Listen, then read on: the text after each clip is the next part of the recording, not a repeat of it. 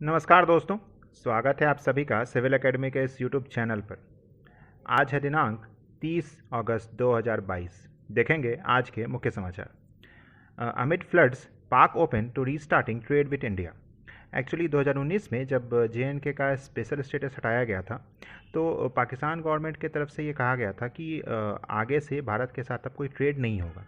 हालांकि वो बात अलग है कि भारत पाकिस्तान से बहुत कम सामग्री ही आयात करता है, जबकि पाकिस्तान का मैक्सिमम इंपोर्ट हमारे यहाँ से है। मेनली आप देखो तो डे टू डे लाइफ वाला जितना रिलेटेड स्टफ्स हैं, लाइक ईडेबल थिंग्स, वो सब।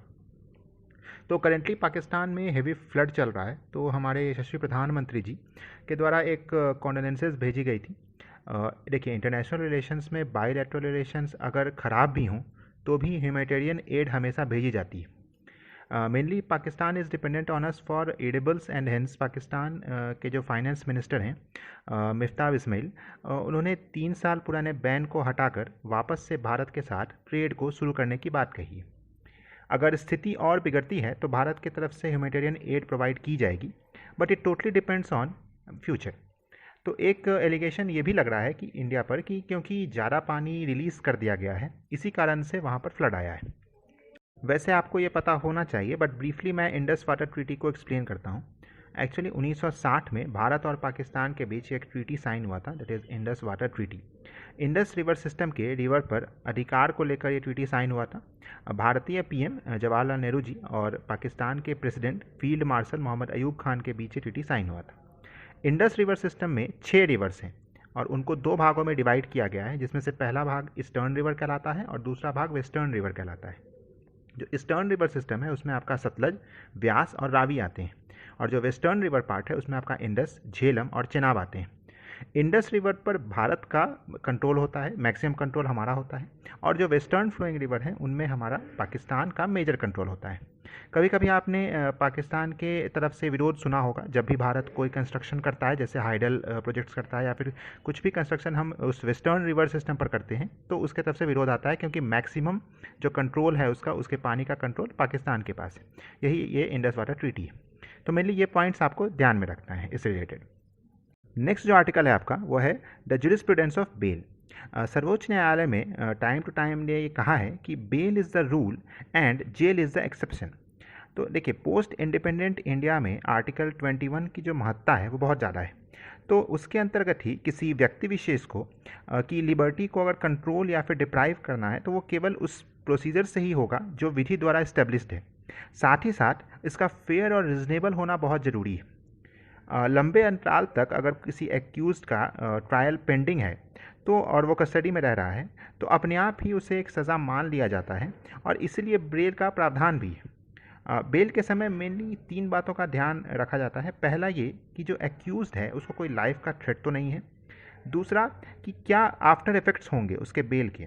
और तीसरा कि क्या वो एविडेंस और विटनेस के साथ टैंपरिंग कर सकता है कि नहीं।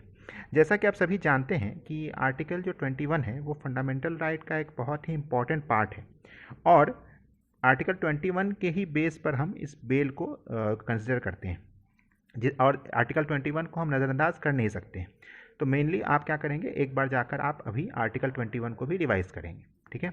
नेक्स्ट सेगमेंट अगर हम देखें तो ये आपका मेनली पेपर 2 का पार्ट है, जो पॉलिटी का, कि minority status plea government seeks time. देश के सर्वोच्च न्यायालय में एक केस पेंडिंग है इस समय कि देश में जो रिलीजियस माइनॉरिटी हैं उसका स्टेटस कौन दे सकता है, आइदर सेंट्रल गवर्नमेंट या स्टेट गवर्नमेंट। 25 मार्च को सेंट्रल गवर्नमेंट ने एक एफिडेविट में कहा था कि सेंटर और state both have concurrent power to notify minorities. Even states अपने राज्य स्तर पर किसी कम्युनिटी को माइनॉरिटी स्टेटस दे सकते हैं। यहाँ तक तो सब सही था, लेकिन मुश्किल से 2 महीने हुए होंगे और मिनिस्ट्री के द्वारा एक सुपरसीडिंग एफिडेविट आता है कि नहीं, केवल सेंटर ही माइनॉरिटी कम्युनिटी को नोटिफाई कर सकता है। इसी पर जस्टिस किशन कौल ने सरकार को फटकार लगाया था कि आप यही तय नहीं कर पा रहे हैं कि आपको करना क्या है। एडवोकेट अश्विनी उपाध्याय, जो कि पिटिशनर हैं इस केस के लिए, उन्होंने जब सरकार से क्लियर आंसर मांगा तो सरकार ने कुछ समय मांगा है ताकि वो अपने एक्चुअल डिसीजन पर आ सकें।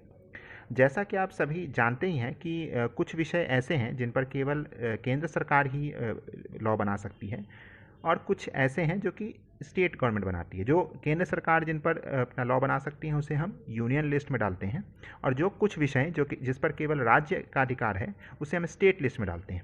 और कुछ ऐसे विषय भी हैं जिन पर दोनों केंद्र और राज्य दोनों ही कानून बना सकते हैं, उसे हम कंकरेंट लिस्ट में डालते हैं।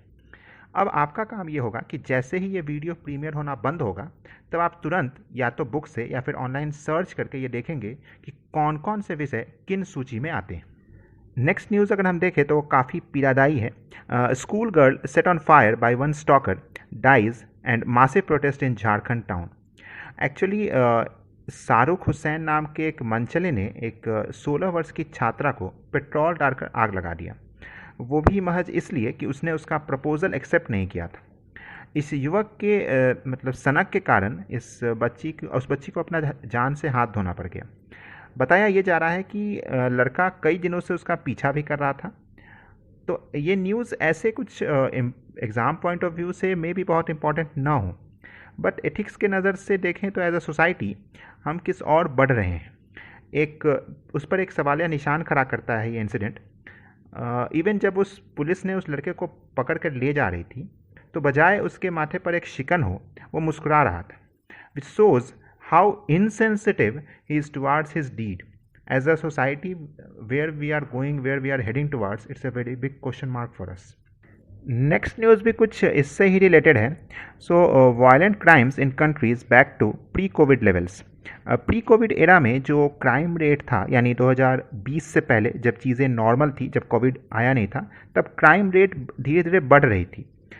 कोविड के आने से क्राइम रेट में थोड़ा सा गिरावट तो हुआ, बट जैसे ही कोविड ख़त्म हुआ यानी 2020 पार हुआ और चीज़ें धीरे धीरे नॉर्मल होना स्टार्ट हो गई, जब चीज़ें सामान्य होने लगी, तो 2021 में फिर से क्राइम में काफ़ी तेज़ी देखने को मिली।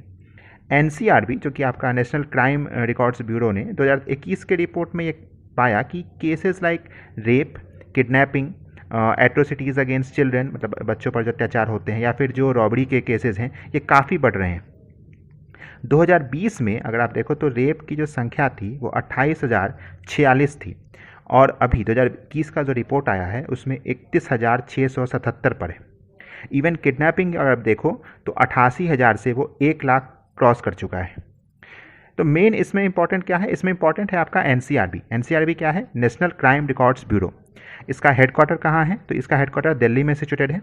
इस्टेब्लिशमेंट इसका अगर आप देखो तो 1986 में हुआ था, और ये आपका मिनिस्ट्री ऑफ होम अफेयर्स के अंदर में आता है। कभी कभी नोडल मिनिस्ट्री भी पूछ लेता है, तो आप मिनिस्ट्री ऑफ होम अफेयर्स याद रखिएगा। इसका मेन जो इस्टेब्लिशमेंट हुआ है वो आपका नेशनल पुलिस कमीशन के रिकमेंडेशन पर हुआ था। इसका काम क्या है? यही जो आपका क्राइम इन इंडिया रिपोर्ट है, ये हर साल पब्लिश करता है। ये हेल्पफुल होता है आपके एक तो क्राइम को कंट्रोल करने में, प्लस उसको एनालाइज करने में कि किस एरिया में क्राइम ज़्यादा हो रहे हैं, कहाँ पर इसकी संख्या ज़्यादा, ताकि हम उसको कर्व कर सकें। तो ये थे कुछ आज के न्यूज़ जो आपके साथ मैंने शेयर किए हैं।